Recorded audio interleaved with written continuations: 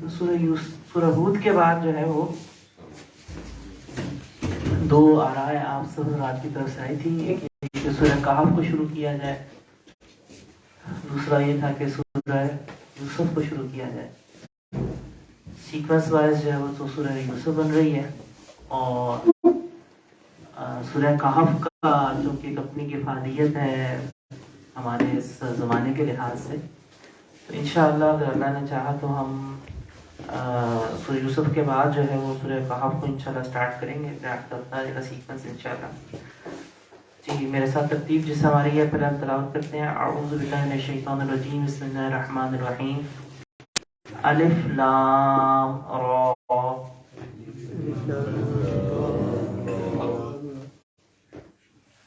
تلک آیات الکتاب المبین انا انزلناہ وَإِن كُنتَ مِن قَبْلِهِ لَمِنَ الْغَافِلِينَ.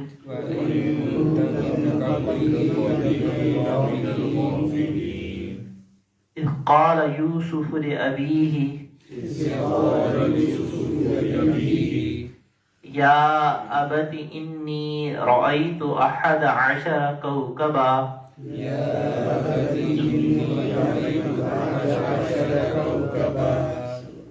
والشمس والقمر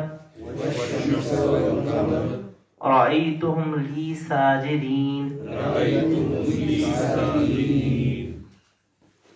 صدق اللہ العظیم.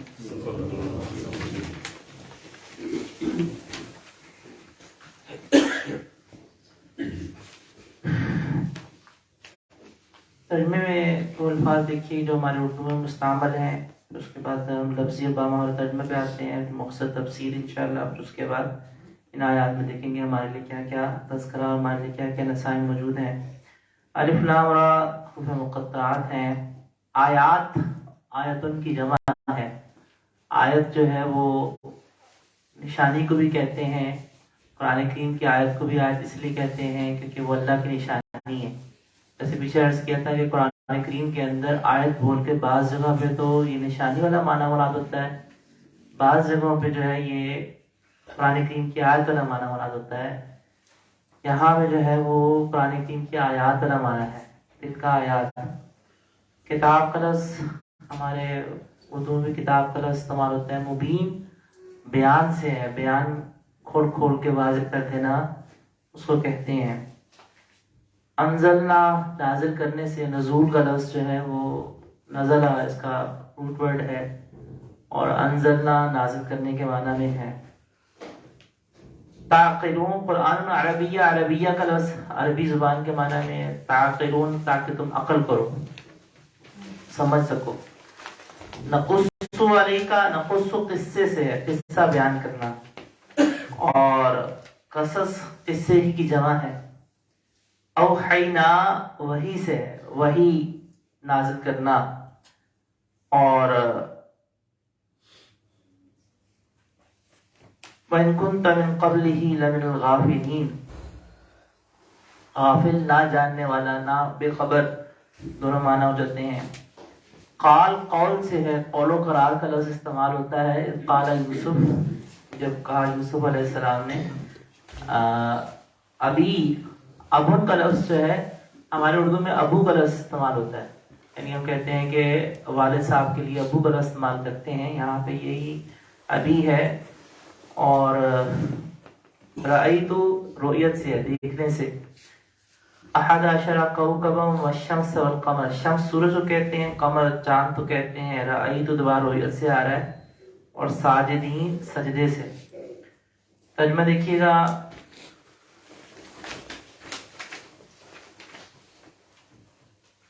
الف لام را تلک آیات الکتاب المبین، یہ آیات ہیں اس کتاب کی جو مبین، کھول کھول کے واضح کرنے والی ہے حق بات کو. انا انزلناہ، بے شک ہم نے نازل کیا اس قرآن کو عربی زبان میں. لعلکم تعقلون، تاکہ تم سمجھو، تاکہ تم غور کرو. عقل کرو، یہ ترجمہ بھی ہو سکتا ہے تاکہ تم عقل کرو، یہ ترجمہ بھی ٹھیک ہے تاکہ تم سمجھو، یہ ترجمہ بھی ٹھیک ہے تاکہ تم غور کرو، یہ ترجمہ بھی ٹھیک ہے۔ نحن نقص، ہم قصہ بیان کرتے ہیں آپ پر، احسن القصصی، بہترین واقعات میں سے بہترین، سب سے بہترین واقعہ، بما اوحینا الیک ھذا القرآن،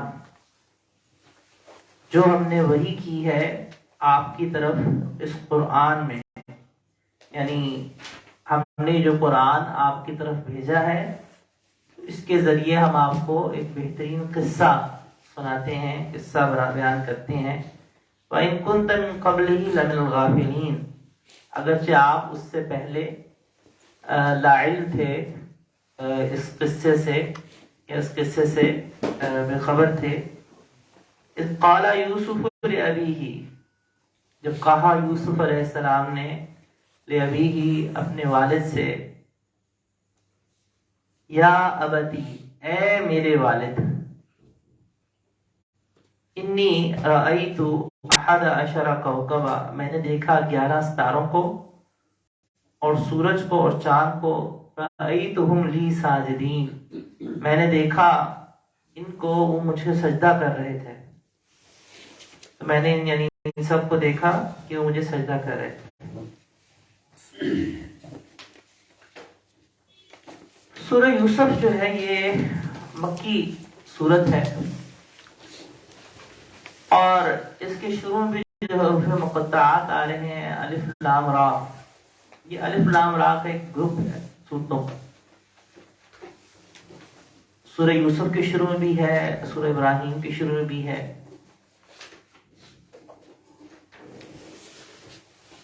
سورہ یوسف کے اندر سے 5 آیات ہیں جو کہ مدنی ہیں۔ مکی آیات وہ کہلاتی ہیں جو ہجرت سے پہلے نازل ہوئی ہیں، اور مدنی آیات وہ کہلاتی ہیں جو ہجرت کے بعد نازل ہوئی ہیں۔ مکی صورت کا مطلب یہ نہیں ہوتا، یا مکی آیت کا مطلب یہ نہیں ہوتا کہ جو مکہ میں نازل ہوئی ہے۔ مدنی صورت یا مدنی آیت کا یہ مطلب نہیں کہ جو مدینہ منورہ میں نازل ہوئی ہے، بلکہ مکی صورت یا مکی آیت سے مراد وہ آیات ہیں جو کہ ہجرت سے پہلے نازل ہوئی ہیں، اور مدنی آیات یا صورتوں سے مراد وہ آیات یا وہ صورتیں ہیں جو ہجرت کے بعد نازل ہوئی ہیں، چاہے وہ صورت مکہ مکرمہ میں ہی آیت مکہ مکرمہ میں نازل ہوں، اگر ہجرت کے بعد ہے وہ مدنی کہلائے گی۔ تو سورہ یوسف جو ہے اس کی ساری آیات مکی ہیں، سوائے 5 سے 6 آیات کے جو کہ شروع ہی کی ہیں، اور ان شروع کی آیات میں سے اور اس کے بعد آخر کی آیات میں سے یہ مدنی آیات ہیں۔ لیکن چونکہ میجورٹی آیات اس کی مکی ہیں، اس لیے اس کو ہم سورت جو کیٹیگرائز کی جاتی ہے وہ مکی سورت کیٹیگرائز کی جاتی ہے۔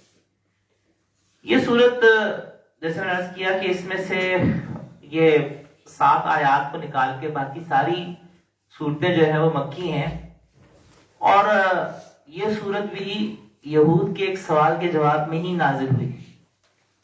یہودیوں نے مشرکین مکہ کو یہ کہا تھا کہ آپ علیہ الصلوۃ والتسلیمات سے پوچھیں کہ حضرت یعقوب علیہ السلام تو شام میں تھے، شام سے ان کی جو اولاد ہے وہ مصر میں کیسے چلی گئی؟ تو یہود نے یہ سوال مشرکین مکہ کو کہا، اور مشرکین مکہ نے آپ علیہ الصلوۃ والتسلیمات سے پوچھا۔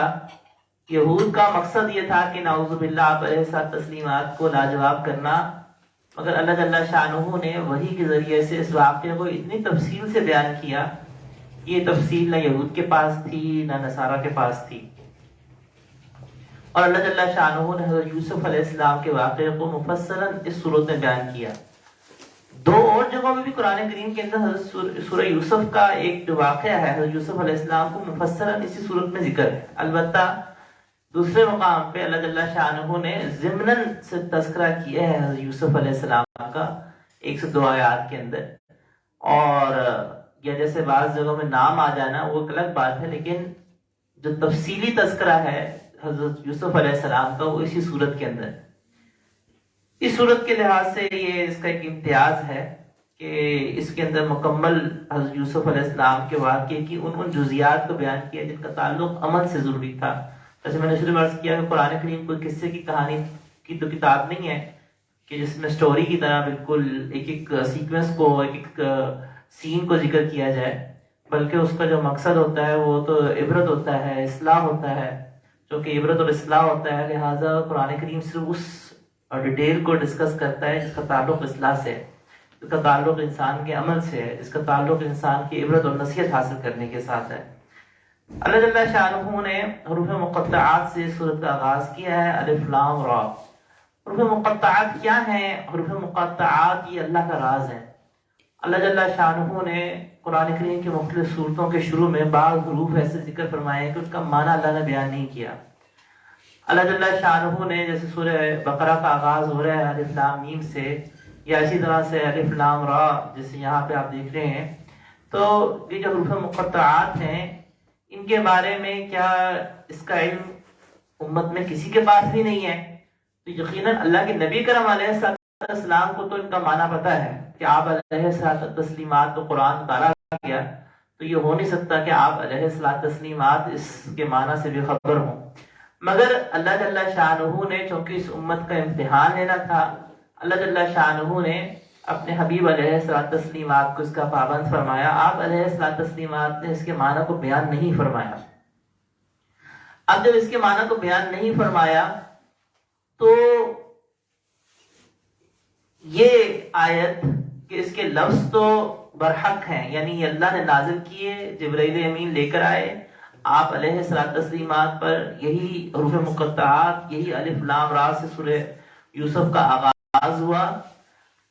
لیکن ہم اس بات پہ تو ایمان لاتے ہیں کہ یہ قرآن ہے، یہ برحق ہے، بالکل یہ قرآن کے الفاظ ہیں، مگر ساتھ ہی ہم اس بات پر بھی ایمان لاتے ہیں کہ اس کی جو حقیقی معنی ہے وہ اللہ ہی جانتا ہے بہتر. امت کے اندر بہت سارے ایسے علماء گزرے ہیں کہ جنہوں نے اس کے معنی کو بیان کیا ہے، لیکن یہ بات ذہن میں رکھیں کہ وہ سب کے سب ایک رائے کے درجے میں ہے، کوئی بھی حتمی نہیں ہے. کیونکہ جب اللہ کے نبی علیہ الصلوۃ تسلیمات نے بیان نہیں کیے اور صحابہ نے نہیں بیان کیے، تو پھر آگے جس کسی نے بھی بیان کیے وہ ایک رائے کے درجے میں ہے. اور وہ رائے جو ہوتی ہے وہ ظاہری بات ہے مختلف ہو سکتی ہے. یہی وجہ ہے کہ ان کے معنی کے اندر بہت سارے اقوال بعض نے ذکر کیے ہیں کہ الف لام میم سے یہ مراد ہے، اور جیسے الف لام میم سے مراد کہ الف سے اللہ، لام سے جبرائیل اور میم سے محمد. لیکن ظاہری بات ہے کہ یہ رائے کے درجے میں ہے، یہ کوئی یقینی چیز نہیں ہے. کہ اتنی بات پکی ہے کہ اگر اس کا معنی کوئی ایسا ہوتا کہ جو ہمارے لیے جاننا ضروری ہوتا تو اللہ کے نبی علیہ السلام ضرور بیان کرتے. کیونکہ اللہ جل شانہ نے قرآن کریم میں ارشاد فرمایا کہ اللہ نے قرآن کریم کی بعض آیات کو محکم بیان فرمایا، بعض کو متشابہات بیان فرمایا. متشابہات کیا ہوتی ہیں؟ متشابہات وہ آیات ہوتی ہیں، دو قسم کی متشابہات کی آیات ہوتی ہیں. ایک وہ آیات ہوتی ہیں کہ ان کا معنی ہمیں پتہ ہوتا ہے، لفظ کا معنی پتہ ہے کہ اس لفظ کا اردو میں میننگ کیا ہے، لیکن اس کی جو کیفیت ہے اس کو ہم نہیں سمجھ سکتے. مثلا اللہ جل شانہ کے لیے قرآن کریم میں وجہ کا لفظ استعمال، وجہ چہرے کو کہتے ہیں، تو چہرے کا مطلب تو ہمیں پتہ ہے کہ چہرہ کیا ہوتا ہے، لیکن اللہ کے لیے چہرے سے کیا مراد ہے اس کو ہم نہیں سمجھ سکتے. اس کا حقیقی معنی اللہ ہی جانے.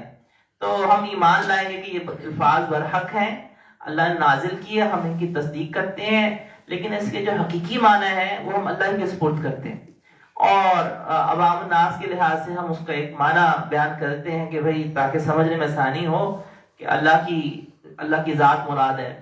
اور انما نطعمکم لوجہ اللہ، کہ وہ کھلاتے ہیں اللہ کی رضا کے لیے، صرف اللہ کی رضا کے لیے کھلا رہے ہیں، کسی اور مقصد نہ ہو.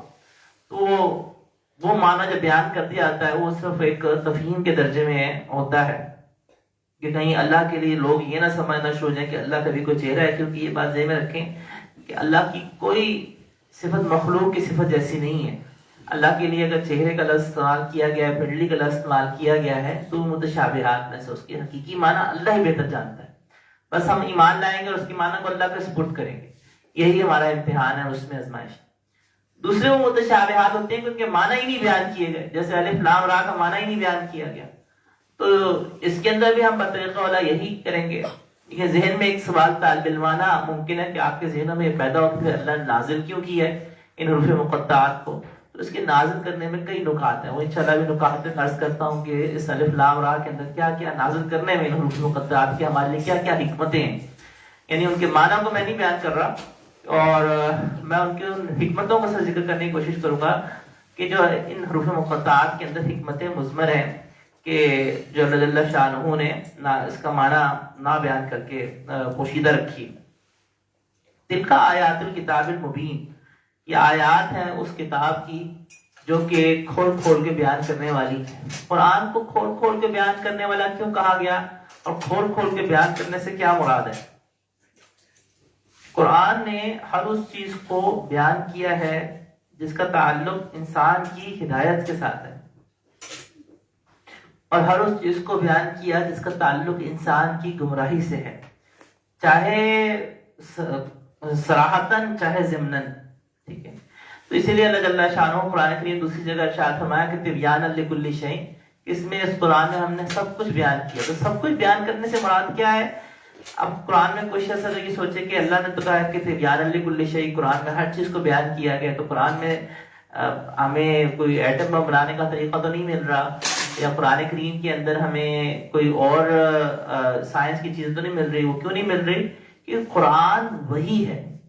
یہ بات ذہن میں رکھیں کہ ایک سرکل ہوتا ہے 5 سینسز کا۔ 5 سینسز کا سرکل کیا ہے؟ میں آپ کو دیکھ رہا ہوں، آپ مجھے دیکھ رہے ہیں، میں اس گلاس کو پکڑ سکتا ہوں، پکڑ کے محسوس کر سکتا ہوں، میں اس کو پیوں گا تو اندازہ ہوگا کہ یہ لیکوڈ چیز ہے، پانی ہے، اسمیل کر سکتا ہوں۔ ایک اس کا سرکل ہوتا ہے۔ ایک اس سے ابو سرکل ہوتا ہے جس کو ہم کہتے ہیں عقل کا سرکل۔ عقل کا سرکل 5 سینسز کے بعد سٹارٹ ہوتا ہے۔ 5 سینسز کے مثلا دیکھیں یہاں پانی پڑا ہوا ہے، 5 سینسز یہ آبزرو کر سکتی ہیں کہ یہ گلاس آف واٹر ہے، یہ پانی ہے، لیکن یہ پانی لایا کون، پانی آیا کیسے، کس طرح سے اس گلاس میں ڈل گیا، یہ کام 5 سینسز کا نہیں ہے، یہ کام عقل کا ہے۔ عقل یہ سوچے گی کہ اس کو لانے والا کوئی ہو کوئی ہے، اوبویسلی ایسے تو نہیں آ گیا، اور پانی کسی نے گلاس میں ڈال کے رکھا، اس کا مطلب ہے کہ کوئی شخص یہاں پہ استعمال کر کے گیا ہے۔ پھر اسی طرح سے عقل یہ دیکھے گی کہ یہ میز جو ہے، 5 سینسز تو اس کو آبزرو کر رہی ہیں کہ یہ لکڑی ہے، لیکن عقل اس کو سوچے گی یہ بنی کیسے، کس طرح سے اس کو غور و فکر کر کے کس طرح سے اور بنائی جا سکتی ہے، یہ کام عقل کا ہے۔ تو عقل کا سرکل جو ہوتا ہے وہ 5 سینسز کے بعد سٹارٹ ہوتا ہے۔ عقل کے سرکل کے بعد سرکل آتا ہے وحی کا۔ وحی کا جو سرکل ہوتا ہے وہ عقل کے بعد سٹارٹ ہوتا ہے۔ وحی آتی وہاں پہ ہے جہاں پہ انسان عقل سے رہنمائی نہیں لے سکتا ہوتا۔ جو کام انسان عقل سے غور و فکر کر سکتا ہوتا ہے نا، وہاں پہ اللہ جل شانہ وحی نازل نہیں کرتے، وہاں پہ صرف اشارہ فرما دیتے ہیں غور و فکر کرو، تم سوچو۔ وہاں پہ اسی لیے قرآن کریم نے جو سائنس کے جو ایک تفصیل ہے اس کو قرآن نے نہیں بیان کیا۔ قرآن کریم کے اندر ہمیں کئی سائنسی اشارے مل جاتے ہیں، بے شک مل جاتے ہیں، لیکن ان کا مقصد کیا ہے؟ اللہ کی معرفت کے۔ دیکھیے اللہ نے آج سے 1400 سال پہلے ان سائنسی حقائق کو بیان کر دیا، جیسے پانی سے ہر چیز کا وجود ہونا، یا سورج کا اپنے محور کے گرد گھومنا، اور پھر چاند کا بھی اپنے محور کے گرد گھومنا، اور سورج اور سارے نظام شمسی کا سب حرکت کرنا۔ تو یہ اللہ جل شانہ نے اس کو 1400 سال پہلے بیان کر دیا، اور بے شمار سائنسی ایسے حقائق ہیں کہ سائنس نے ان کو اب تک پہنچا۔ لیکن ان قرآن کریم نے جب ان آیات کو بیان کیا تو اس کا مقصد کیا تھا؟ اللہ کی پہچان، اللہ کی معرفت، اللہ کے نبی علیہ السلام کی پہچان، کہ دیکھو یہ اللہ کے سچے نبی ہیں۔ انہوں نے تو اس وقت تو کوئی سیٹلائٹ سسٹم نہیں تھا کہ جس نے اس بات کو ڈسکور کیا، اور نہ ہی اس وقت کوئی اس قسم کی چیز تھی۔ تو لیکن جو باقی ایسے سائنسی حقائق ہیں، تفصیلات ہیں، ان کو انسان کے نا عقل کے اوپر چھوڑا گیا، انسان غور و فکر کرے۔ وہی آتی وہاں پہ ہے، عرض کیا کہ وہی آتی وہاں پہ ہے کہ جہاں پہ انسان کی عقل رہنمائی نہیں کر سکتی تھی، انسان کو نہیں پتہ چلنا تھا کہ جہاں پہ جانا کہاں پہ ہے، یا رہنمائی کرتی تو غلطی کا شکار ہو جاتی، تو وہاں پہ اللہ جل شانہ وہی نازل کرتے ہیں۔ تو قرآن کریم نے تبیانا لکل شیء جو کہا نا اللہ نے کہ کھول کھول کے بیان کرنے والی ہے، تو کھول کھول کے ان امور کو بیان کرنے والی ہے جن کا تعلق وحی سے ہے، جہاں پہ انسان کی عقل نہیں رسائی کر سکتی ہے، انسان کی عقل گمراہ ہو جائے گی۔ مثلا میں ایک سیدھی سی مثال ہے کہ دیکھیں عقل اس بات کو جج نہیں کر سکتی، اس بات کا فیصلہ نہیں کر سکتی کہ کن رشتوں سے انسان کو محرم قرار دیا جائے، کن کو نامحرم قرار دیا جائے۔ عقل یہ جج نہیں کر سکتی تھی۔ عقل یہ جج کرتی ہوتی تو عقل یہ اس کا تعلق وحی سے تھا، وحی نے فیصلہ کیا کہ دیکھو یہ تمہارے محرم رشتے دار ہیں، یہ تمہاری بہن تمہاری محرم ہے، تمہاری ماں تمہاری محرم ہے. ورنہ عقل کے اوپر چلنے والے لوگ تو ایک زمانے کے اندر نعوذ باللہ ماں سے بھی نکاح کرنے والے تھے، تو جو عقل کے اوپر چلتے تھے.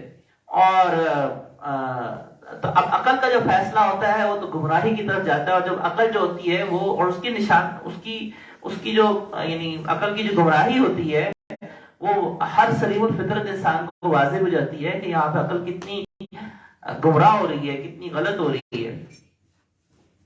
تو قرآن نے ہر اس چیز کو بیان کیا جس کا تعلق انسان کی ہدایت سے ہے، کیونکہ انبیاء جو ہوتے ہیں نا وہ ان کا مقصد اللہ کی طرف ڈالنا ہوتا ہے.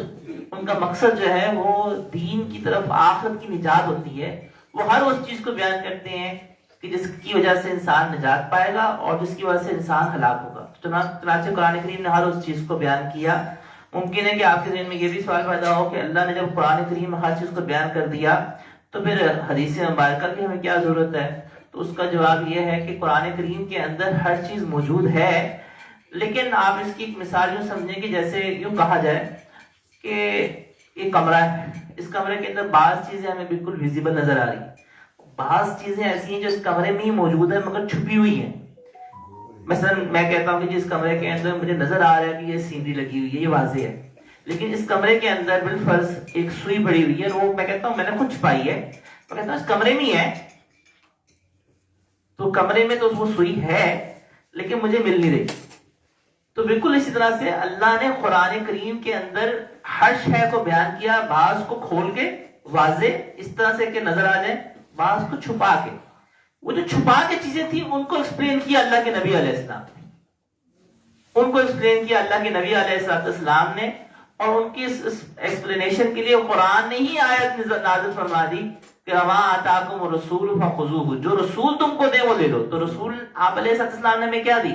آپ علیہ السلام نے ہمیں سنت دی، ہمیں حدیث دی. تو حدیث بھی وہی ہے اور قرآن بھی وہی ہے، دونوں وہی ہیں. فرق یہ ہے کہ قرآن وہ وہی ہے جس کو ہم نماز میں تلاوت کر سکتے ہیں، اور حدیث وہ وہی کی قسم ہے کہ جس کو ہم نماز میں تلاوت نہیں کر سکتے.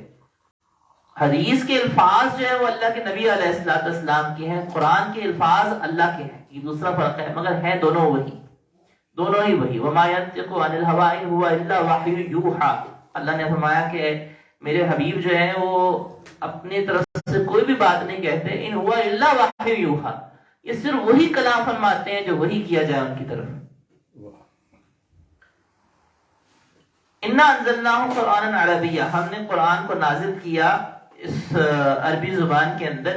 اب اس بات سے ایک بات واضح ہوئی کہ قرآن جو ہے وہ اللہ تعالیٰ نے عربی زبان میں قرآن کو کیوں چنا. ایک تو قرآن عربی زبان کی جامعیت کی وجہ سے کہ عربی زبان جتنی بھی زبانیں ہیں جس قدر وسیع وکیبلری جو ہے اور جس قدر وسیع اور کمپائلڈ گرامر جو ہے وہ عربی کی ہے بائی رولز، وہ دنیا میں کسی بھی لینگویج کی نہیں ہے. تو اللہ جل شانہ نے اپنے کلام کے لیے اس زبان کو چنا، اور اللہ جل شانہ نے جس وقت اس زبان کو چنا تو اللہ جل شانہ نے اور پھر دوسری بات سیدھی سی جیسے مثال دیتا ہوں میں کہ صرف عربی زبان کے اندر اگر آپ نے جو شیر ہوتا ہے اس کو لائن کہتے ہیں، تو لائن کے معنی کی ادائیگی کے لیے عربی میں صرف 500 الفاظ ہیں، اور وہ 500 الفاظ کس طرح سے ہیں؟ شیر کے ایک ایک ایکشن کے. شیر غصے میں ہو تو اس کا نام الگ ہے، شیر اگر بیٹھا ہوا ہے اس کا نام الگ ہے، اور شیر اگر جو ہے وہ چھوٹا ہے کھیل رہا ہے تو اس کا نام الگ ہے. شیر جو ہے وہ چھوٹا بچہ اگر غصے میں ہے تو وہ الگ نام ہے اس کا. یعنی اس کی ایک کنڈیشن کے لیے الگ الگ اس کو نا ڈسکرائب کیا گیا ہوا ہے. اس قدر وہ وسیع زبان ہے. عربی کی جو ڈکشنریز ہیں وہ 25 جلدوں میں، جو عربی زبان کی ڈکشنریز ہیں، جو عربی ٹو عربک ڈکشنریز ہیں، وہ 25-30 والیومز کی ڈکشنریز ہیں. اور تو اللہ جل شانہ نے اس عربی زبان کے اندر اس کو چنا. اور آدم علیہ السلام کی زبان بھی عربی تھی، جنت کی زبان بھی عربی ہی ہے، اور ہم جنت میں جو بھی جائے گا وہ عربی ہی بولے گا، وہ اللہ کی طرف سے سکھا دی جائے گی، اور وہ اللہ کی طرف سے ہی سکھا دی جائے گی اس وقت. اور آپ سب سے بڑھ کے عربی کی فضیلت کے لیے ایک تو قرآن اللہ نے عربی میں نازل کیا. اللہ کے نبی اکرم علیہ السلام کی زبان مبارک عربی ہے. تو عربی کا جو اعزاز ہے وہ ایک تو سب سے بڑھ کے قرآن اللہ نے نازل کیا عربی کے لیے، یعنی ہم یہ کہتے ہیں عربی کے اعزاز کے لیے سب سے بڑی فضیلت اتنی ہی کافی ہے کہ اللہ نے اپنے قرآن کے لیے عربی کو چنا۔ دوسرا، اللہ نے اپنے حبیب علیہ الصلوۃ والتسلیمات جو اللہ کو سب سے محبوب ہیں، اللہ نے ان کی زبان کے لیے عربی کو چنا ہے۔ تو عربی زبان کو جو فضیلت حاصل ہے وہ باقی زبانوں کے اوپر ایک فضیلت حاصل ہے، لیکن اس کا یہ مطلب نہیں کہ باقی زبانیں کوئی ناجائز ہیں۔ باقی زبانیں بھی اللہ کی نشانیاں ہیں، یہ سب زبانیں اللہ کی نشانیاں ہیں۔ عبرانی زبان کے اندر جیسے انجیل کو اللہ نے نازل کیا، اور اسی طرح سے تو عبرانی زبان یا اسی طرح سے دیگر زبانیں جو ہیں وہ بھی اللہ ہی کی نشانیاں ہیں۔ تو وہ سب زبانیں اپنے اپنے طریق سے جائز ہیں۔ ناجائز زبان کوئی بھی ناجائز نہیں ہوتی، یہ بات ذہن میں رکھیں، زبان کوئی بھی ناجائز نہیں ہے، زبانیں سب جائز ہیں، حتیٰ کہ سنسکرت بھی ناجائز زبان نہیں ہے۔ اور لیکن ظاہری بات ہے کہ جو ایک فضیلت اللہ نے عربی زبان کو کی ہے، علاقے کے لوگوں کی ضرورت ہوتی ہے، جو علاقہ جس طرح سے جو زبان بولتا ہے اس کو اس کے حساب سے سیکھا جا سکتا ہے، اس میں کوئی حرج نہیں ہوتا۔ آپ علیہ الصلوۃ والتسلیمات نے ایک صحابی کو خاص طور کے اوپر عبرانی زبان سیکھنے کے لیے تشکیل فرمائی تھی، وہ ذہین صحابی تھے، تو جب یہود کے خطوط آتے تھے تو فرمایا کہ تم جاؤ جا کے عبرانی زبان کو سیکھو تاکہ ان کو جو جوابات ہیں ان کو دے سکو انہی کی زبان کے اندر اور سمجھ سکو کہ انہوں نے کیا لکھا ہے۔ تو قرآن کو اللہ نے جب عربی زبان میں چنا تو اس سے ایک اور بات واضح ہے کہ قرآن جو ہے وہ عربی میں ہی ہے۔ اگر آپ قرآن کے ترجمے کو پڑھ رہے ہیں تو وہ قرآن کا ترجمہ ہے، اس کو قرآن نہیں کہا جائے گا۔ اسی لیے نماز کسی اور زبان میں نہیں ادا ہو سکتی، فارسی میں یا ترکی زبان میں یا انگلش کے اندر۔ یہ ایک زمانے کے اندر نا ممکن ہے کہ آپ لوگوں میں سے جو بڑی عمر کے ان کو شاید یاد بھی ہو، 90s کے اندر ایک کافی شور اٹھا تھا کہ جی یہ زبان جو ہے نماز جو الاؤ کی جائے کہ ہر بندہ اپنی اپنی زبان میں پڑھ سکے۔ تو اس وقت جو ہے نا یہ کافی زیادہ ایک تحریک کی شکل میں، ظاہری بات ہے کہ گمراہ جو لوگ ہوتے ہیں ان کا مقصد ہی ہوتا ہے، یا بعض اوقات اسلام کے نادان دوست ہوتے ہیں اور وہ اپنے طور پہ تو اسلام کی دوستی کرنا چاہ رہے ہوتے ہیں، لیکن وہ اپنی اس دوستی کے چکر میں الٹا اسلام کو نقصان پہنچا رہے ہیں۔ تو سیدھی سی بات یہ ہے، قرآن عربیہ، قرآن عربی میں جو ترجمہ ہے وہ قرآن کا ترجمہ کہلائے گا، وہ قرآن نہیں کہلائے گا۔ اس لیے ترجمے کو آپ بغیر وضو کے بھی ٹچ کر سکتے ہیں، قرآن کو بغیر وضو کے نہیں آپ چھو سکتے۔ اسی طرح سے حدیث وہی ہے جو عربی میں ہے، جو حدیث کا ترجمہ ہے وہ حدیث کا ترجمہ کہلائے گا کہ یہ حدیث کا ترجمہ ہے۔ اور ترجمہ تو کسی بھی زبان میں ہو سکتا ہے، اردو میں بھی ہو سکتا ہے، انگلش میں بھی ہو سکتا ہے، اور ترجمے میں ظاہری بات ہے کہ غلطیاں بھی ہو سکتی ہیں۔ یہود نے، نصارہ نے، ان کا اصل میں یہ ایجنڈا کیا ہے کہ ہمارے پاس وہ چونکہ اپنی اوریجنل زبان رہی نہیں، اس وقت جو موجودہ انجیل ہے وہ جس ہیبریو ورژن میں ہے وہ ٹرانسلیٹڈ فرام انگلش ہے، وہ اوریجنل ہیبریو ورژن نہیں ہے۔ جس عبرانی زبان کے اندر اللہ نے انجیل کو نازل کیا تھا ان کے پاس وہ زبان ہی نہیں ہے، ان کے پاس وہ اوریجنل زبان جس میں وہ اوریجنل ٹیکسٹ نازل کیا گیا تھا وہی نہیں ہے، کیونکہ وہ گئے ٹرانسلیشن پہ، ترجمے پہ، اور ترجمے کو اصل سمجھ لیا۔ حتیٰ کہ ہوتا کیا کہ لوگوں نے ترجمہ کو ایزی کرتے کرتے کرتے ترجمہ ہی رواج پا گیا اور اصل پیچھے چلا گیا۔ اور پھر ایک وقت آیا کہ لوگوں کے پاس ترجمہ تو ظاہر بات، ترجمے میں چینج کرنا بڑا آسان کام ہے، ترجمے کے اندر غلطیاں کرنا، ترجمے کو بدل دینا، تبدیلی کر دینا۔ اسی لیے اسی مسئلے کی وجہ سے فقہائے کرام نے مسئلہ لکھا ہوا ہے کہ قرآن کریم کے صرف ترجمے کو پبلش نہیں کیا جائے گا، یعنی قرآن کریم کے اب تو ہمیں قانونی طور پر بھی پابندی لگی ہوئی ہے کہ قرآن کریم کا جو ترجمہ ہے صرف اور صرف ترجمہ ہو، اس میں عربی ٹیکسٹ نہ ہو، یہ منع ہے۔ کیوں ہے کہ امت کے اندر یہی کام یہاں پہ جو یہود نے اور نصارہ نے غلطی کی تھی، اگر ایک دفعہ الاؤ کر دیا گیا تو انسان جو ہے نا وہ کہے گا چلو جی میں اس کو خلاصے کے طور پر پڑھ رہا ہوں۔ آپ نے اگر پڑھنا ہے ساتھ میں عربی ٹیکسٹ دیں یا اس کو عنوان دیں کہ یہ قرآن کریم کا خلاصہ ہے، یعنی ترجمے کا خلاصہ ہے۔ قرآن کریم کا خلاصہ تو کوئی بھی بیان کر سکتا، قرآن کریم کے ترجمے کا خلاصہ ہے، تو تفسیر کا خلاصہ آپ اس کو عنوان دیں۔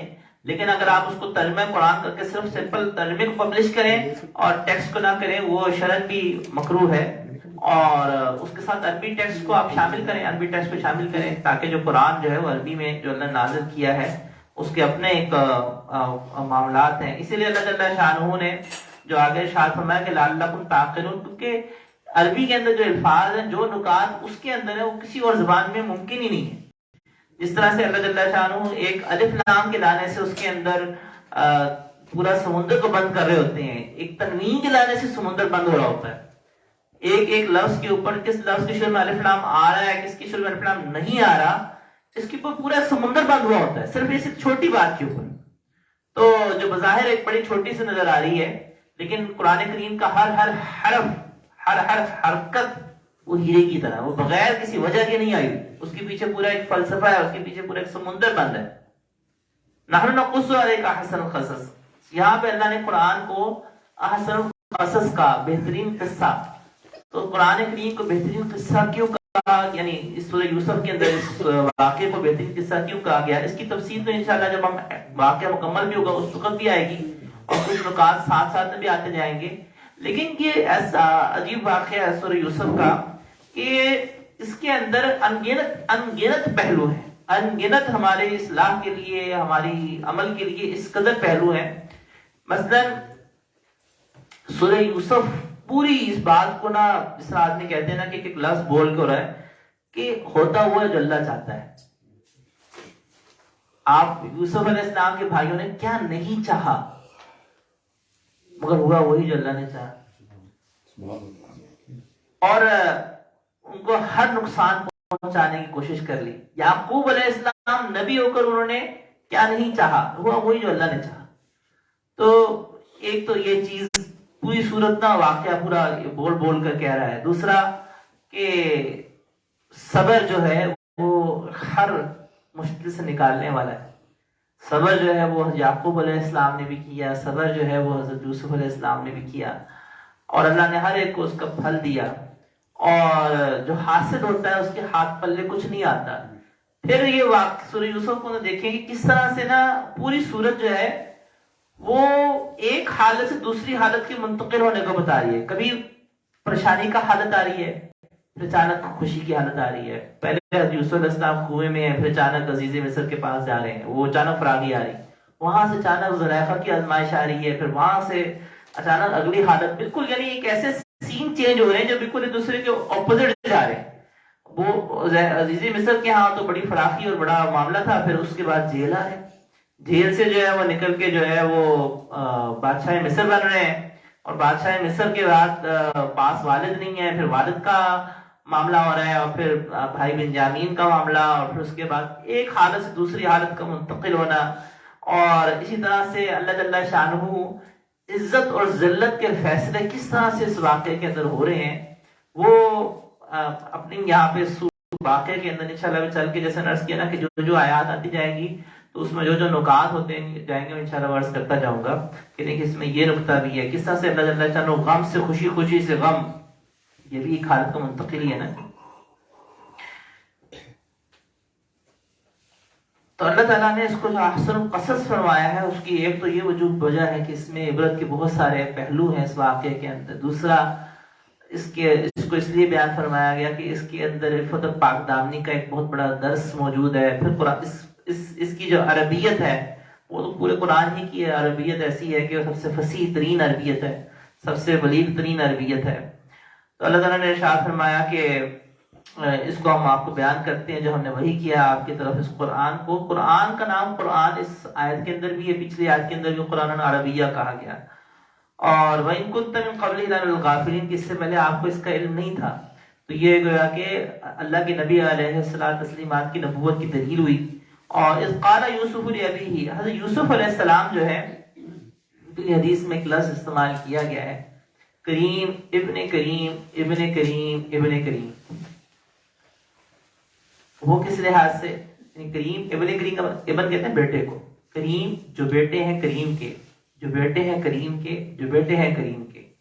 اس لحاظ سے کہ حضرت ابراہیم علیہ السلام جد امجد ہیں، ابو الانبیاء ہیں. حضرت ابراہیم علیہ السلام کے دو بیٹے ہوئے، اسماعیل علیہ السلام، اسحاق علیہ السلام.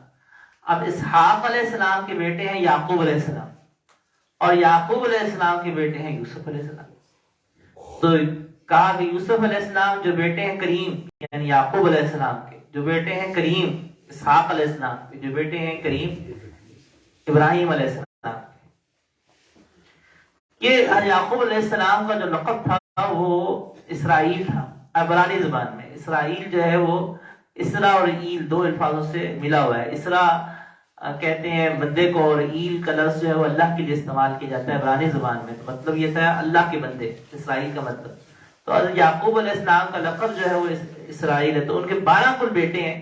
اب اس یعقوب علیہ السلام نے جب شادی کی، نکاح کیا، تو ان کی جو پہلی اہلیہ تھی وہ انتقال فرما گئی، اور اس پہلی اہلیہ سے جو تھے یعنی 3 نکاح فرمائے حضرت یعقوب علیہ السلام نے۔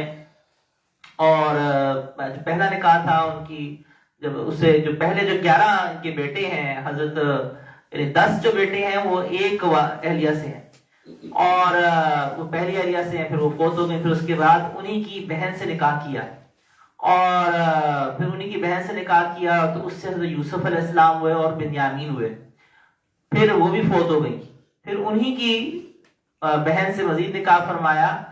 تو جو حضرت یعقوب علیہ السلام کی جو اس وقت موجودہ اہلیہ تھی وہ حضرت یوسف علیہ السلام کی خالہ تھی، حقیقی جو ماں تھی وہ فوت ہو گئی ہوئی تھی، اور جو پہلی والدہ تھی ان سے یہ کل 12 میں سے 10 بچے پہلی والدہ میں سے تھے، دوسری والدہ سے حضرت یوسف علیہ السلام اور بنیامین یہ دونوں تھے، اور جو تیسری والدہ جو کہ خالہ ہی تھی، اب خالہ کا ایک پیار تو ہوتا ہے ماں کے درجے میں ہوتی ہے، لیکن ظاہر بات ہے وہ بھی حقیقی ان کی والدہ نہیں تھی۔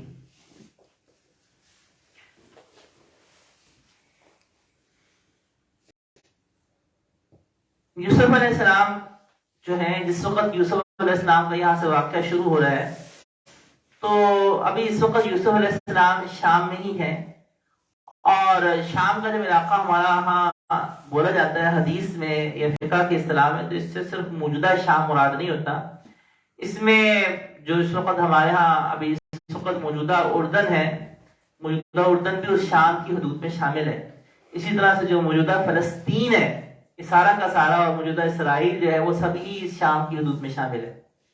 موجودہ اسرائیل جو ہے وہ تو ظاہر بات ہے فلسطین کی زمین پہ سارا قبضہ کر کے بنا ہوا ہے، تو جو شام کا جو لفظ بولا جاتا ہے وہ اس میں سے عراق کے بھی بعض ایریا آتے ہیں جس کو شام کہا جاتا ہے۔ تو شام کی جو سرزمین ہے وہ انبیاء کی سرزمین ہے، اور شام کے بہت سارے ایک پہلو ہیں جو کہ حدیث مبارکہ میں خاص طور پر قرب قیامت کے اندر بھی اس کا مذکور ہے۔ حضرت یوسف علیہ السلام نے جس وقت یہ خواب دیکھا اس وقت ان کی عمر جو ہے وہ راجہ قول کے مطابق 12 سال تھی، بعض نے 7 سال کا بھی لکھا ہے، لیکن راجہ قول یہ ہے کہ 12 سال کی عمر تھی جس وقت انہوں نے یہ خواب دیکھا، اور ابھی اس وقت نابالغ تھے، بالغ نہیں ہوئے تھے، اور نہ ہی ابھی اس وقت ان کو نبوت ملی تھی۔ ہر نبی جو ہے وہ پیدائشی نبی نہیں ہوتا، اللہ کے نبی کرم علیہ السلام کو اللہ جل شانہ نے اس وقت مقام نبوت پہ فائز فرما دیا تھا، جس میں آتا ہے پوچھا کہ یا رسول اللہ آپ کو نبوت کب ملی، متى وجبت لک، آپ کی نبوت کب لازم ہوئی؟ تو فرمایا کہ کنت نبی، میں اس وقت بھی نبی تھا جبکہ آدم علیہ السلام جو ہے مٹی اور گارے میں تھے، وہ اللہ نے اپنے حبیب علیہ السلام کو مقام نبوت پہ اسی وقت فائز فرما دیا تھا۔ آپ علیہ السلام نے 40 سال کی عمر میں اظہار نبوت فرمایا، یعنی جو وحی سے آپ کو آگاہ کیا گیا، اسی لیے آپ علیہ السلام کی اسی طرح سے حفاظت فرمائی گئی ہے جس طرح سے نبی کی حفاظت کی جاتی ہے عصمت کے لحاظ سے، کہ نبوت سے پہلے بھی آپ علیہ السلام سے کوئی کبیرہ کوئی صغیرہ گناہ نہیں صادر ہوا۔ لیکن باقی انبیاء کا معاملہ اس طرح سے نہیں ہے، بعض نبی پیدائشی ہوتے ہیں کہ پیدا ہوتے ساتھ ہی اللہ جل شانہ کی طرف سے، جیسے عیسیٰ علیہ السلام کا معاملہ تھا کہ ابھی پنگوڑے میں تھے، اور بعض کا نہیں، جیسے یوسف علیہ السلام کا بھی یہاں معاملہ نبوت کا نہیں تھا، جیسے بھی آگے خاص طور پہ ذکر آئے گا سورہ یوسف کے اندر کہ ہم نے ان کو پھر نبوت کا ضمن تذکرہ لفظ کے ذریعے ذکر کیا جائے گا۔ اس وقت جس کو انہوں نے خواب دیکھا تو کہا یا ابتی، اے میرے والد، انی رأیت احد عشر کوکبا کہ میں نے دیکھے 11 ستارے اور سورج کو اور چاند کو، کہ رأیتہم لی ساجدین کہ وہ مجھے سجدہ کر رہے ہیں۔ اب یہاں پہ حضرت یوسف علیہ السلام نے جو خواب دیکھا ہے، اس خواب کو ذرا سمجھنے سے پہلے تھوڑا سا میں خواب کے بارے میں ڈیٹیل ذرا سمجھانا چاہوں گا کہ خواب ہوتا کیا ہے۔ ہم خواب جو دیکھتے ہیں وہ خواب بیسیکلی کیا چیز ہے؟ دیکھیں اس دنیا کے اندر یہ ہمارا دنیا عالم دنیا ہے، دنیا کا عالم ہے۔ اس دنیا کے عالم سے ہٹ کر ایک اور جہان ہے، اس کو عالم مثال کہتے ہیں۔ عالم مثال کیا ہے؟ عالم مثال یہ ہے کہ اس میں اس دنیا کے اندر جو کچھ ہو رہا ہوتا ہے اس کی ایک کاپی موجود ہے۔ اس کی اس کاپی کے اندر اس طرح سے ہے کہ اس میں بعض چیزوں کی تو وہی شکل موجود ہے اور بعض چیزوں کی سمبولیکل شکل موجود ہے۔ اب یہ عالم مثال کہاں ہے؟ اللہ کی علم نہیں ہے کہ کہاں پہ ہے۔ احادیث مبارکہ سے اس عالم مثال کا صراحتاً تذکرہ یہ تو نہیں موجود کہ ایک عالم موجود ہے اور جس کو عالم مثال کہا گیا، مگر بہت سارے احادیث مبارکہ اس بات کے اوپر بتاتی ہیں کہ چیزوں کی مثالی شکلیں ہیں۔ مثالی سے مراد یہ کہ ان کی سمبولک شکلیں بھی ایگزسٹ کرتی ہوتی ہیں۔ شاہ ولی اللہ رحمۃ اللہ علیہ نے حجت اللہ البالغہ میں پورا مستقل ایک باب باندھا ہے اور اس میں وہ ساری احادیث مبارکہ کس طرح سے، اور اس کے علاوہ بھی اس کے بغیر بہت ساری چیزوں کو آپ سولو نہیں کر سکتے جب تک عالم مثال کو نہ بھی پیمانے۔ تو عالم مثال جو ہے وہ بیسیکلی اللہ کے حکم سے ایک عالم ہے، اور کہاں پہ ہے وہ اللہ کے علم ہے۔ ایک ہے عالم ارواح جہاں روحیں رہتی، اور ایک ہماری روح ہے جو ہمارے جسم میں، جس وقت انسان سوتا ہے، نیند میں جاتا ہے، جیسے ہی آپ کی نیند میں آپ جانا شروع ہوتے ہیں تو آپ کی جو روح ہوتی ہے اس کا کنیکشن جسم کے ساتھ کمزور ہو جاتا ہے۔ روح کا جسم کا سب سے اسٹرانگ کنیکشن اس کو ہوتا ہے جب انسان جاگا ہوتا ہے۔ جیسے ہی انسان جو ہے وہ نیند میں جاتا ہے تو یہ کنیکشن ویک ہو جاتا ہے۔ ویک ہو جانے کے بعد ہوتا کیا ہے کہ روح جو ہے وہ اگر اللہ کو منظور ہو تو وہ عالم مثال میں چلی جاتی ہے۔ عالم مثال میں کیا ہوتا ہے؟ اب عالم مثال کے اندر آپ جیسے ابھی یوں لیٹے ہوئے اور آپ کی ساتھ ہی آنکھ لگی اور آپ نے اپنے آپ کو عالم مثال میں آپ سعودیہ میں گھوم رہے ہیں، جسم آپ کا یہاں پہ ہے، لیکن آپ جو اس وقت آپ کا جو خواب میں عالم خواب میں آپ جو کچھ چیزیں دیکھ رہے ہیں اور جو کچھ چیزیں ہو رہی ہوتی ہیں وہ ایک عالم مثال کے اندر جہاں پہ آپ چیزیں جو ایک عالم مثال تھا اس میں آپ کی روح گئی ہوئی اور وہ آبزرو کر رہی۔ اب عالم مثال ہمارا جیسے میں نے عرض کیا کہ اس دنیا کے قواعد کے تحت بالکل بھی نہیں ہے، اور اس کے اندر جیسے چیزیں ممکن ہے کہ آپ کو بعینی ہی وہ نظر آ رہی ہوں۔ مثلا آپ اپنے کسی رشتے دار کو دیکھتے ہیں، وہاں پہ مل رہے ہیں، رشتے دار تو آپ کا یہاں پہ تھا، تو وہاں پہ وہ کون تھا؟ وہ اس کی ایک کاپی چل رہی ہے وہاں پہ نا۔ میں نے کہا مثالی شکل ہے، ٹھیک ہے، وہ مثالی شکل بعینی آپ کے رشتے دار کی بھی ہو سکتی ہے، مردہ رشتے دار کی بھی ہو سکتی ہے، اور یہ بھی ہو سکتا ہے کہ شیطان اس شکل میں آ جائے، وہ بھی پاسبل ہو سکتا ہے۔ عالم مثال میں شیطان کی مداخلت ہوتی ہے، ہو جاتی ہے۔ اب اس عالم مثال کے اندر اللہ جل شانہ اگر تو آپ کو دکھلانا چاہیں مستقبل میں کوئی چیز ہونی ہے تو وہ اللہ کی مرضی ہوتی ہے۔ اللہ تعالیٰ اس عالم مثال کے اندر آپ کو وہ چیز دکھلا دیتے ہیں۔ تو وہ جو چیز دکھلائی جاتی ہے عالم مثال میں وہ یا تو سمبولیکلی دکھائی جاتی ہے یا بالکل اسی طرح سے دکھا دی جاتی ہے۔ دونوں چیزیں ہوتی ہیں، وہ سچے خواب ہوتے ہیں۔ بعض اوقات سچے خواب ایسے ہوتے ہیں کہ اس میں آپ نے کوئی چیز دیکھی تھی اور وہ بعینی وہی چیز اس کی طرح سے پوری ہوئی جس طرح سے آپ نے خواب میں دیکھی تھی، اور بعض اوقات ایسا ہوتا ہے کہ جو خواب آپ نے دیکھا تھا اس میں سمبولیکل دکھایا گیا تھا۔ مثلا آپ کو خواب میں سانپ نظر آیا، اب وہ سانپ سمبل کس کا تھا؟ سانپ دشمنی کا سمبل تھا، کیونکہ سانپ جو ہوتا ہے اس نے ڈنگ مارنا ہے، اس نے کاٹنا ہی کاٹنا ہوتا ہے۔ اب جو بھی اس کا مطلب یہ ہے کہ آپ کے پاس کوئی ایسا بندہ ہے کہ وہ آپ کے احسانات سے کچھ نہیں ہے، اس کا مقصد جو ہے نا آپ کو ڈسنا ہی ہے، تو سمبولیکلی اس کی پکچر شو ہو رہی ہے۔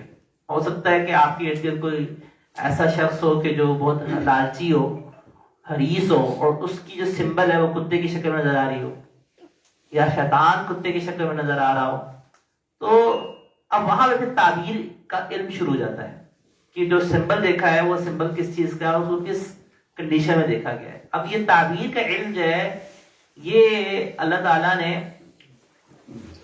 اس میں سب سے کمال تو یوسف علیہ السلام کو عطا فرمایا، جیسے خاص طور پہ یہاں پہ ذکر بھی کیا گیا ہے۔ اور دوسرا یہ کہ اللہ جل شانہ نے یہ جو مسلمانوں امت مسلمہ کا امتیاز ہے، یہ خوابوں کی تعبیر کا جو علم ہے یہ امت مسلمہ کا امتیاز ہے۔ اور امام ابن سیرین رحمۃ اللہ تابعین میں تھے، ان کو اللہ نے اس معاملے میں بہت مہارت عطا فرمائی ہوئی تھی۔ صحابہ کرام رضوان اللہ اجمعین سے بھی اور خود آپ علیہ الصلوۃ والتسلیمات سے بھی مختلف تعبیرات منقول ہیں۔ مثلا علم کی تعبیر جو ہے وہ دودھ سے، علم کی تعبیر جو ہے وہ دودھ سے، اسی طرح خود آپ علیہ الصلوۃ والتسلیمات جیسے حضرت ام سلمہ رضی اللہ تعالیٰ عنہ فرماتی ہیں کہ میں نے دیکھا کہ چاند کا گود میں آ جانا، اور حضرت صفیہ رضی اللہ تعالیٰ عنہ وہ فرماتی ہیں ابھی ان کا نکاح نہیں ہوا تھا، اور اس وقت جو ہے وہ انہوں نے یہ دیکھا، تو یہ ایک سمبولیکل تھا، ٹھیک ہے۔ تو خواب جو ہوتے ہیں وہ تین طرح کے حدیث مبارکہ میں بیان کیے گئے ہیں۔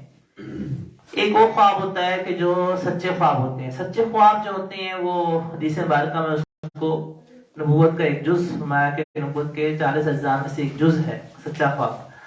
مگر اس کا یہ مطلب نہیں ہے کہ جو سچا خواب دیکھتا ہے تو وہ نعوذ باللہ کوئی نبی ہو گیا ہے، ایسا ہرگز نہیں، بلکہ مراد جو ہے وہ یہ کہ یہ ایک مستقبل کے ہونے کے لحاظ سے اللہ تعالیٰ ایک خبر کو دکھلا دیتے ہیں۔ لیکن وہی عرض کیا کہ ضروری نہیں کہ آپ جس چیز کو سمجھ رہے ہوں وہ اس کا وہی مطلب ہو خواب کا۔ مثلا امام ابن سیرین رحمۃ اللہ علیہ کے پاس ایک شخص آیا، اس نے کہا کہ میں نے خواب میں دیکھا ہے کہ میں اذان دے رہا ہوں، تو انہوں نے تعبیر دی کہ تم حج کرو گے۔ پھر دوسرا شخص آیا اور اس نے بھی کہا کہ میں نے بھی خواب میں دیکھا کہ میں نے اذان دے رہا ہوں، تو کہا کہ تم چور ہو، تمہارے ہاتھ کاٹے جائیں گے۔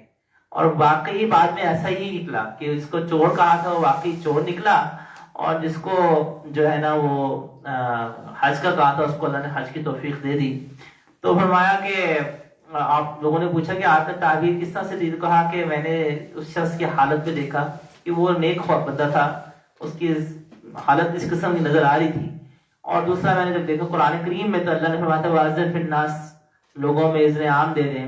اور چونکہ اس وقت چل رہا تھا حج کا، حج کے مہینے شروع ہو رہے تھے، تو میں نے اس لحاظ سے تعبیر دی کہ اللہ تمہیں حج کی توفیق دے گا۔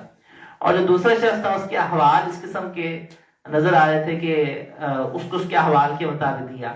تو گویا کہ خواب دیکھنے والے کے حالت کے اوپر بھی تعبیر مبنی کرتی ہے، خواب کس کنڈیشن میں دیکھا گیا اس پہ مبنی کرتی ہے، خواب کس وقت دیکھا گیا اس پہ مبنی کرتی ہے۔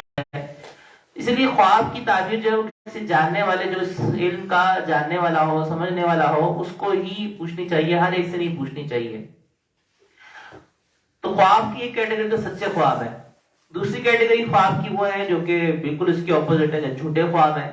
جیسے ایک شخص صاحب علیہ السلام کے پاس آیا اور کہا کہ میں نے خواب میں دیکھا کہ میرا سر کسی نے کاٹ دیا ہے اور میرا سر آگے دوڑتا جا رہا ہے، میں کٹے ہوئے جسم کے ساتھ اس کے پیچھے پیچھے دوڑتا جا رہا ہوں۔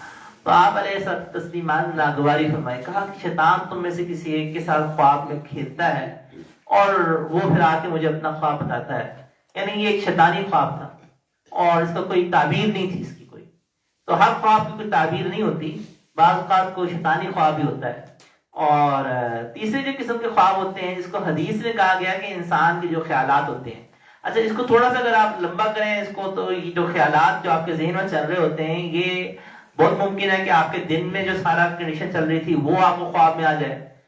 بعض اوقات یہ ہوتا ہے کہ آپ کے لاشعور کے اندر، ایک شعور ایک لاشعور ہے، لاشعور کے اندر جو چیزیں آپ کی بیٹھی ہوتی ہیں وہ نظر آ جاتی ہیں۔ مثلا بچپن کا آپ کو اسکول نظر آ جائے، یا آپ کو کوئی بہت اچھا وقت آپ کا کہیں گزرا ہوا ہے کسی آفس میں، وہ اس سے ریلیٹڈ کوئی خواب چل رہا ہے، وہ یہ جو خواب ہوتے ہیں نا یہ والے، ان کی بھی کوئی تعبیر نہیں ہوتی۔ اور اسی کا ایک حصہ ہے کہ آپ کے اپنے جسم کے اندر کوئی ایسا معاملہ چل رہا ہو کہ جو ہے نا وہ ہو جائے۔ مثلا ایک صاحب تھے، وہ انہوں نے کہا کہ جی مجھے خواب میں نظر ہی آیا کہ نا گولیاں چل رہی ہیں، اور یعنی بہت زیادہ گولیاں چلنے خواب میں چل رہی تھی، اور نہ اس کے اندر نہ بار بار جیسا لگتا کہ کوئی چیز ہٹ کر رہی ہے مجھے۔ اچھا مجھے ویسے خیال آ گیا، نے پوچھ لیا کہ آپ کو تجابیت تو نہیں ہے؟ کہا ہاں تجابیت خود بہت زیادہ ہو رہی تھی۔ کہ تزابیت کا اثر تھا اور کچھ بھی نہیں. یہ تزابیت کے اثر کی وجہ سے آپ کو فیل ہوتا ہے کہ جیسے جو ہے نا کوئی چیز ہٹ کر رہی ہے.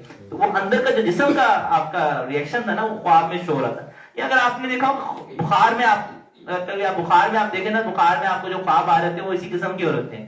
تو کوئی چیز ٹھیک ہو رہی ہے پھر جانا ٹوٹ رہی ہے, کوئی چیز ٹھیک, وہ آپ کا جسم اصل میں ٹھیک اور ٹوٹ رہا ہوتا ہے, وہ اس کو وہ خواب کے اندر نا وہ انٹرپریٹ ہوتا ہے. ان کی بھی کوئی تعبیر نہیں ہوتی, نہ یہ تعبیریں پوچھنے کے اندر میں ہونا چاہیے. یہ چلتے رہتے ہوتے ہیں. جسم کے آپ کے تھکے ہوئے ہیں آپ, یعنی کسی جگہ پہ مثال کے طور پہ جو ہے وہ پاؤں پھنسا ہوا تھا. وہ ایک صاحب کا اسی طرح دیکھا تھا کہ وہ نا انہوں نے جو ہے مجھے یاد نہیں کس نے مجھے سنایا تھا کہ جی مجھے خواب میں نے دیکھا کہ جو ہے نا وہ کوئی مجھے باندھ کے کھینچ رہا ہے اور میں اس سے اپنا پاؤں چھڑا رہا ہوں بڑے زور سے. تو وہ مجھے سنا رہے تھے کہ میں آخر میں زور لگایا تھا, پل چلا کے وہ بیگم ان کو اٹھا رہی تھی ہاتھ پکڑ کے, اور میں بیگم کا ہاتھ زور سی کھینچا تو وہ بیگم کا ہاتھ تھا جو خواب میں شو رہا تھا کہ جو کوئی بندہ پکڑ رہا ہے آپ کو اور وہ کھینچ رہا ہے تو اٹھانے کے لیے. تو بیگم اٹھا رہی تھی کہ اٹھ جاؤ. تو وہ گہری نیند کے اندر جو ہے نا ان کو یہ لگا کہ جیسے پتہ نہیں کوئی, یہ اب دیکھیں اس کی کوئی تعبیر نہیں ہے, یہ آپ کا ایک افیکٹ ہے جو نظر آ گیا آپ کو خواب کے اندر. اس قسم کے خوابوں کی تعبیر ہوتی بھی نہیں ہے. یہ تو سچا ہو گیا نا خواب پہ. بس سچا تو ہو گیا, لیکن یہ کہ بیگم سے مار سے بچت ہو گئی, یہ خیر ہو گئی. وہی میں کہہ رہا ہوں سچا ہو گیا. تو چوتھا اصول خواب کے بارے میں ذہن رکھیں کہ خواب اگر سچا بھی ہے نا تو اس کی تعبیر جو ہے نا وہ اللہ پہ چھوڑ دیں. اگر خواب سچا بھی دیکھیں, حضرت یوسف علیہ السلام نے سچا خواب دیکھا مگر اس کی تعبیر کتنے سال بعد ظاہر ہوئی. یہ جو خواب دیکھا نا کہ مجھے ستارے, اب ستارے کیا تھے, وہ ان کے بھائی تھے اور 11 بھائی تھے, اور جو سورج اور چاند تھے وہ سورج ان کے والد صاحب تھے, اور چاند جو ہے وہ ان کی والدہ جو کہ خالہ تھی وہ تھی تیری والدہ. تو اب وہ تعبیر ان کو کتنے سال بعد ظاہر ہوئی. یعنی سچا خواب دیکھا 12 سال کی عمر میں, 40 سال کے بعد تعبیر ظاہر ہوئی ہے. یعنی سچا خواب یوسف علیہ السلام نے جو دیکھا اس کی تعبیر 40 سال بعد ظاہر ہوئی. تو ضروری نہیں کہ جو سچا خواب آپ کو نظر بھی آئے اس کی تعبیر جو ہے وہ 2-3 مہینے بعد نظر آ جائے, یا اس کی تعبیر جو ہے وہ آپ کو شاید جلدی نظر آ جائے, لیٹ بھی ہو سکتی ہے, ہو سکتا ہے آخری عمر میں نظر آ رہی ہو. تو پھر یہ ہے کہ اس خواب کی تعبیر کے اندر نا آپ نہ ہلکان. ہمارے حضرت ایک بڑا اچھا جملہ فرمایا کرتے ہیں کہ خوابوں کے شہزادے مت بنے.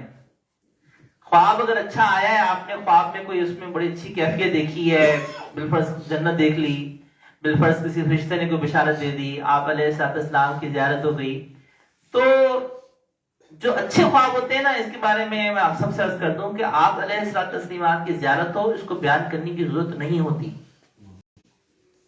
یہ چھپانے کی چیز ہوتی ہے, یہ بیان کرنے کی چیز نہیں ہوتی. اس کو آپ جتنا چھپائیں گے اتنی زیارت کا سلسلہ جاری رہے گا, اور جتنا آپ اس کو لوگوں کو بیان کریں گے نا اسی وقت رک جائے گا.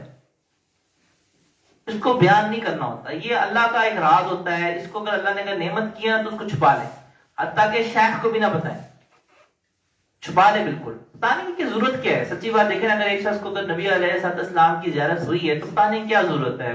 اگر تو تعریف چاہ رہے ہیں تو بسم اللہ بھی بتائیں, آپ اگلا آپ کو بڑا بزرگ سمجھے تو پھر بتائیں, آپ پھر ممبر بھی بتائیں.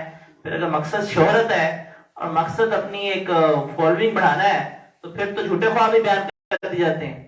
اللہ کے نبی علیہ السلام کے نام پر یہ ذہن رکھیں, جھوٹا خواب بیان کرنا کبیرہ گناہ ہے. آپ نے خواب دیکھا نہیں اور آپ خواب بنا کے بیان کریں گے, کبیرہ گناہ ہے, اور اللہ کے نبی علیہ السلام کی طرف منسوب کر کے تو اور بڑا گناہ بن جاتا ہے.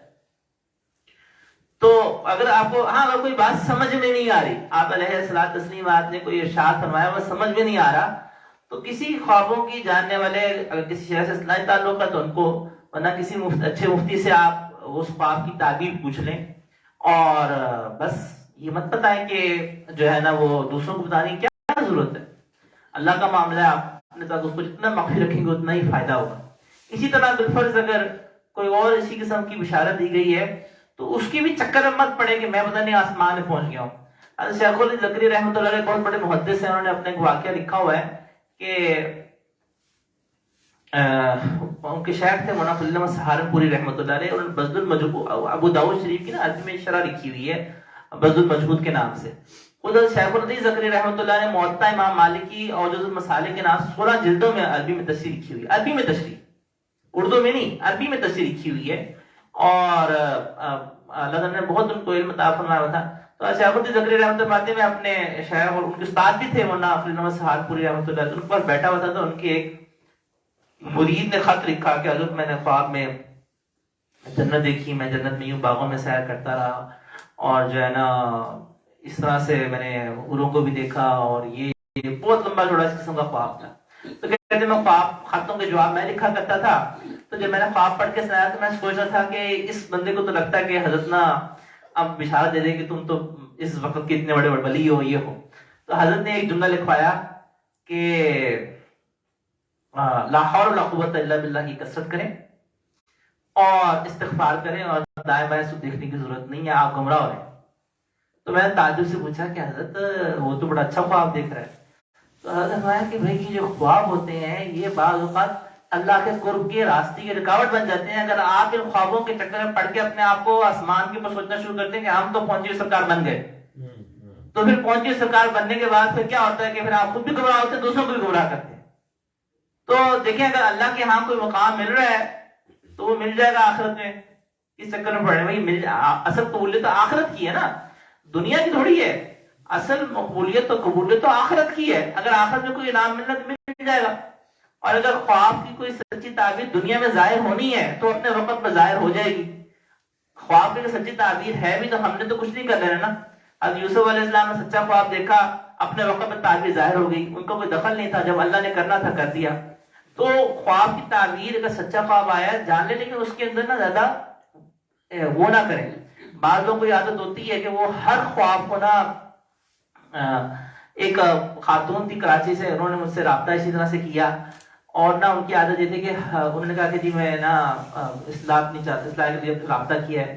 اچھا اب ان کا کیا تھا، ہر دن مجھے ایک خواب لکھ کے بھیج دینا کہ جی آج میں نے یہ خواب دیکھا ہے، آج میں نے یہ خواب دیکھا ہے۔ 3-4 دن تو میں نے اگنور کیا، پھر ان کو سمجھایا کہ خواب دیکھا ہے آپ اگنور کر دیں، اگر اچھا خواب ہے اب تو ہر خواب سچا ہوتا نہیں، نہ ہر خواب کی تعبیر سچی ہوتی ہے، اور اب ضروری تو نہیں کہ جو آپ نے خواب دیکھا بالفرض اگر سچی تعبیر ہے بھی تو بس ٹھیک ہے، اللہ کے سپرد کریں آپ، اگر اچھا ہوگا۔ ہاں اگر برا خواب ہے تو اللہ سے حدیث مبارکہ میں اس کا طریقہ بتایا گیا ہے، اگر تم میں سے کوئی شخص برا خواب دیکھے تو وہ بائیں طرف جو ہے نا وہ یہ دعا پڑھے کہ اعوذ بکلمات اللہ التامہ، اور اعوذ بکلمات اللہ التامہ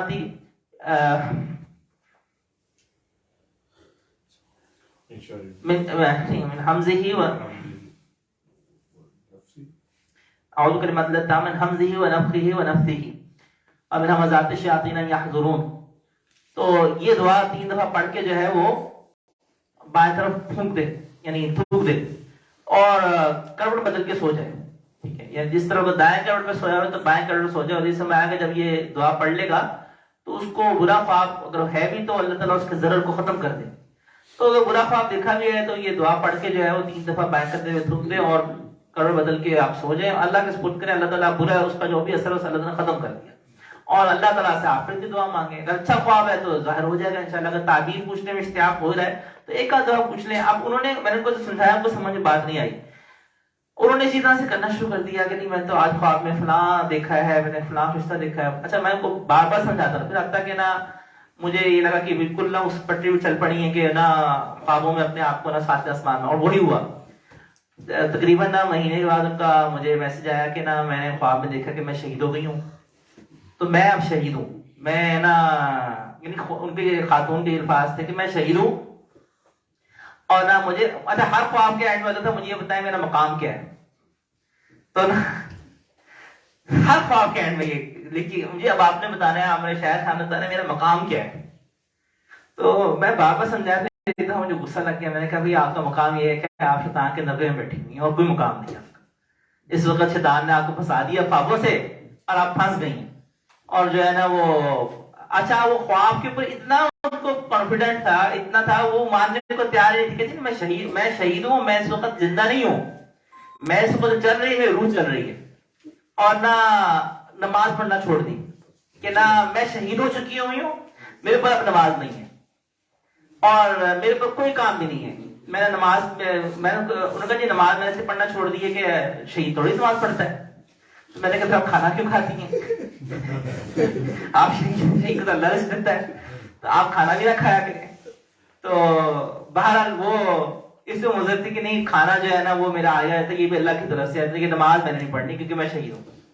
اور پھر میں نے ان کے والدین کو جو ہے نا مطلع کر دیا کہ اس کو کسی سائیکیٹرسٹ کو دکھائیں. یہ بیچاری بچی جو ہے وہ بائی پولر ڈس آرڈر کا شکار ہو چکی ہوئی ہے اور خوابوں کے اوپر اتنا اندھا دھند یقین ہے اور خوابوں کے اوپر اپنے آپ کو اتنا سمجھنا ہے کہ اس لیے پھر سمجھنا ہے کہ ہمارے فرماتے ہیں خوابوں کا زیادہ نہیں بننا.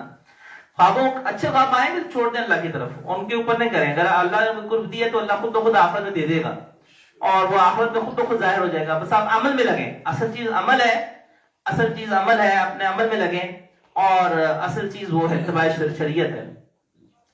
انشاءاللہ ہمارے نکات سارے رہ گئے ہیں ان آیات کے اندر. نکات انشاءاللہ جو ہے وہ اگلے درس میں انشاءاللہ زندگی رہی تو. یہ مکی اور مدنی صورتوں میں تفریق کیوں رکھی گئی ہے؟ کوئی اعمال کا فرق ہے یا کئی لحاظ سے فرق ہے. اسلوب بیان میں فرق ہے, احکامات میں فرق ہے. مثلا یا ایھا الذین آمنو جو ہے وہ مکی صورتوں میں ہے ہی نہیں, اے لوگوں جو ایمان لائے ہو, کیونکہ مکی صورتوں کے اندر جو بنیادی مخاطبین تھے وہ مشرکین مکہ تھے اور مکی صورتوں کے اندر آخرت کا خوف, آخرت کے حوالے سے تذکرہ, مرنے کے بعد یہ اٹھنا اور اسی طرح سے نبوت کی دلائل, اللہ کی توحید کی دلائل یہ زیادہ ملتے ہیں. مدنی صورتوں کے اندر جو ہیں وہ احکامات زیادہ ملتے ہیں جو جن کا تعلق شریعت سے ہے. اور پھر اسلوب بیان میں فرق ہے. اسلوب بیان میں یعنی مکی صورتوں کے اندر نا ذرا اللہ تعالیٰ نے سختی کے ساتھ ذرا بعض جگہوں پہ خطاب کیا ہوا ہے, بہت سخت الفاظ ہیں بھی اور نرم بھی ہے, دونوں طرح ہی ہیں. اور بھی کئی فرق ہے. جی دعا کر لیں. سوال ہے میرا. جی فرمائیں. فرما رہے تھے کہ ایک وقت تھا کہ لوگ اپنی والدہ سے بھی نکاح کر رہے تھے. یہ آج بھی کر رہے ہیں. آپ کو شاید علم نہیں ہے, جو پارسی آپ کو جو پوجنے والے لوگ ہیں ان کے ہاں ماں سے بہن سے نکاح ہو سکتا ہے. یہ ایسا بدترین قسم کا مذہب ہے کہ علماء والحدیث. نہیں, میرا سوال یہ ہے کہ ہم سب آدم علیہ السلام کی اولاد ہے نا, ایسے ہی ہے نا. جی تو اولاد کی آگے افزائش کیسے ہوئی ہے؟ کیونکہ جب آپ آدم علیہ السلام کی بیٹی تھی تو ان کے نکاح آپس میں ہوئے تو ہم لوگ پیدا ہوئے نا. جی میں اس کا جواب دے دیتا ہوں. دیکھیں ہم سب ظاہری بات ہے کہ آدم علیہ السلام کی ہی اولاد ہے, اماں حوا کی اولاد ہے. تو اس میں ہوتا یہ تھا کہ ایک تو ذہن میں رکھیں بات کی شریعت جو ہوتی ہے, دین تمام انبیاء کا ایک ہی تھا, ان دین عند اللہ الاسلام. تمام انبیاء جتنے بھی آئے سب اسلام ہی کی دعوت دینے والے تھے اور تمام انبیاء کا جو مذہب تھا وہ اسلام ہی تھا. شریعت جو ہوتی ہے وہ مختلف ہو جاتی ہے ہر زمانے کے لحاظ سے. جو شریعت کا مطلب یہ ہوتا ہے کہ بعض احکامات میں عمل کے لحاظ سے تبدیلی. آدم علیہ السلام کو جو شریعت دی گئی تھی اس میں اللہ جل شانہ کی جانب سے یہ اجازت کیا تھی کہ جو ایک ہی پریگننسی کے اندر ایک ہی دفعہ پیدا ہوتے تھے, جو لڑکا اور لڑکی وہ آپس میں بہن بھائی ہوتے تھے, ان کا آپس میں نکاح نہیں ہو سکتا تھا. پھر جو نیکسٹ دفعہ جو لڑکا لڑکی پیدا ہوتے تھے, اس نیکسٹ دفعہ والے جو ہیں یہ الگ جنریشن سمجھی جاتی تھی اور یہ ظاہر بات ہے نسل انسانی کو چلانے کے لیے. پھر اللہ کی طرف سے اجازت کیا تھی کہ جو نیکسٹ والے ہیں ان میں سے جو لڑکی ہے اس کا نکاح پچھلے والوں سے ہو سکتا ہے. جو قابیل اور حابیل کا واقعہ ہے نا اس میں ہوا بھی یہی تھا کہ قابیل بڑا تھا, قابیل کے ساتھ جو بہن پیدا ہوئی تھی یہ دونوں آپس میں بہن بھائی تھے. پھر اس کے کچھ عرصے بعد جو ہے وہ حابیل اور حابیل کی بہن پیدا ہوئے. جو حابیل اور حابیل کی جو بہن پیدا ہوئے تو شریعت آدم کے اندر یہ تھا کہ حابیل کا جو نکاح ہوگا وہ قابیل کی بہن سے ہوگا اور جو قابیل کی جو بہن تھی اس وہ حابیل کے پاس جائے گی اور حابیل کی بہن قابیل کے پاس جائے گی. تو حابیل کی جو بہن تھی وہ کم خوبصورت تھی اور قابیل کی بہن زیادہ خوبصورت تھی. قابیل نے اس چکر کے اندر کہا تھا کہ میں حابیل کی بہن سے نکاح نہیں کروں گا, میں اپنی بہن سے نکاح کروں گا. تو آدم علیہ السلام نے منع کیا تھا کہ نہیں, اللہ کا حکم یہ نہیں ہے, اللہ کا جو حکم ہے تمہیں وہ ماننا پڑے گا. تو قابیل نے جب اصرار کیا تو پھر آدم علیہ السلام نے ان کو سمجھانے کے لیے کہا کہ تم بھی اپنی قربانی پیش کرو اور حابیل بھی اپنی قربانی پیش کرے، اور جس کی قربانی قبول ہو جائے گی تو اس کا مطلب ہے کہ اس کا معاملہ ٹھیک ہے۔ تو اب قابیل نے بھی اپنی قربانی پیش کی اور حابیل نے بھی، تو قابیل کی قربانی اللہ نے قبول نہیں کی اور حابیل کی قربانی قبول کر۔ قبولیت کی علامت کیا تھی؟ آسمان سے آگ گرتی تھی اور آگ گر کے اس کو جلا کے راکھ کر دینا، یہ علامت تھی۔ تو حابیل کی قربانی قبول ہوگی، قابیل کی قربانی قبول نہیں ہوئی۔ جب قابیل نے دیکھا کہ میری قربانی قبول نہیں ہوئی اور مجھے حابیل کی بہن سے ہی نکاح کرنا پڑے گا، تو اس نے غصے میں یہ کہا کہ میں تمہیں قتل کر دیتا ہوں، تاکہ نعرے بانس نہ بجے بانسری۔ اس نے کہا تمہیں میں قتل کر دیتا ہوں، تو حابیل نے کہا میں تمہیں قتل نہیں کروں گا، لیکن قابیل نے پکڑ کے اس کو قتل کر دیا۔ تو قابیل جو ہے وہ تو آدم علیہ السلام کی شریعت میں تو یہ حکم تھا کہ جو ایک حمل میں پیدا ہو رہے ہیں وہ آپس میں بہن بھائی ہیں، جو نیکسٹ ہوں گے ان کا ان سے نکاح آپس میں ہو سکتا ہے۔ پھر آدم علیہ السلام کی شریعت کے اندر جب اللہ تعالیٰ نے ایک نسل انسانی کا ایک پھیلاؤ ہو گیا تو یہ حکم تا قیامت منسوخ کر دیا گیا۔ پھر اس کے بعد جتنی بھی شریعتیں آئیں کسی میں اس شریعت کو اجازت دی، اور اس میں بھی یہ الگ شمار کیے گئے نا، یعنی جو ایک حمل میں آ رہے ہیں یہ آپس میں بہن بھائی تھے، اور جو نیکسٹ حمل میں آ رہے ہیں وہ آپس میں بہن بھائی تھے، ان کا ان سے نکاح ہو سکتا تھا، ان کا ان سے ہو سکتا تھا۔ اللهم صل على سيدنا مولانا محمد وعلى ال سيدنا مولانا محمد وبارك وسلم یا ارحم الراحمین یا ارحم الراحمین۔ یا اللہ ہم نے جو کچھ بھی پڑھا ہے سنا ہے اللہ تعالیٰ سے عمل کرنے کی توفیق عطا فرما یا ارحم الراحمین یا ارحم الراحمین۔ جتنے بھی یہاں ساتھی آئے ہوئے ہیں اللہ تعالیٰ اس سردی کے اندر آپ کے دین کی بات کو سننے کے لیے آئے ہیں، اللہ ان سب کے آنے کو اللہ اس پہ ایک ایک قدم کے اوپر اللہ بہترین اجر عطا فرما۔ اللہ جو خواتین چل کے آئی ہیں اللہ ان کو بہترین اجر عطا فرما۔ اللہ سب جو دور بیٹھے سن رہے ہیں اللہ سب کو اجر عطا فرما، سب کو اپنے مقربین بندے یا بندیوں میں شامل فرما۔ اللہ اس گھر کے اندر بھی خیر و برکت نازل فرما، اور اللہ ہم سب کے گھروں کے اندر بھی اللہ محبت اور خیر و برکت نصیب نازل فرما۔ اللہ ہم سب کو اپنے دین کی خدمت کے لیے قبول فرما۔ صلی اللہ تعالی علیہ خیر خلق سیدنا مولانا محمد وعلی آلہ وصحبہ۔